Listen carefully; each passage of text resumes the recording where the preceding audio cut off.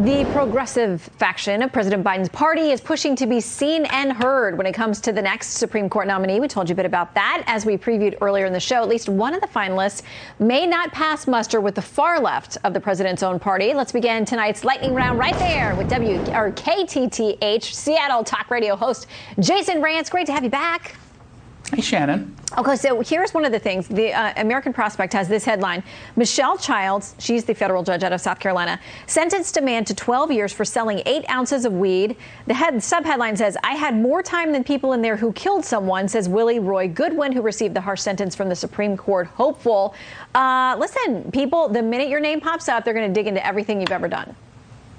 Yeah, absolutely. Let's be clear. This is a drug dealer who didn't get popped one time. This was his third arrest. It was most likely way more than just 3 times that he actually did this. So this was someone who was knowingly breaking the law, and there is law in South Carolina that dictates this kind of sentence. If you don't like that kind of sentence, then you go ahead and change the law. But I think you're right. When you go in and you try to nitpick and look for things to complain about, you're going to find something. And I'm okay with that in this case. If progressives want to make a big stink over this relatively moderate candidate, go for it, because it just makes the Republicans look good. They'll ask her some tough questions, but at the end of the day, they're not going to get in the way of this particular candidate unless something really, truly surprising pops up. And so, politically speaking, Republicans look, yeah, we can reach across the aisle and we can say, yeah, we don't like her politics necessarily. We don't necessarily want to give Biden this particular pick, but of all the people that he could have chosen, this one is not all that damaging. And then,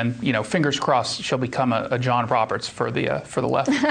Well, we will see. People who follow the court will get that vibe that you're putting out there, Jason. Okay, so let's go to the Las Vegas Sun now, because they were reporting on this odd case of this guy who's been a community activist. He's been an anti-gun guy, and he is now accused of opening fire on a Jewish candidate there in Kentucky in his community. And the Las Vegas Sun wrote this piece saying, escalating hateful rhetoric leads nation down a dark, chaotic path. Now, this is the modified editorial they wrote. It says, while it's been reported the activist was involved in the Black Lives Matter and gun safety movements, there's been no indication yet that he had ties to any right-wing organizations. Okay. The shooting comes amid a rise in threats against politicians fueled by increasingly violent rhetoric coming from extremist Republicans. So this guy on the left, who is now accused of taking a gun and firing several shots at this guy, somehow Republicans get blamed in this editorial.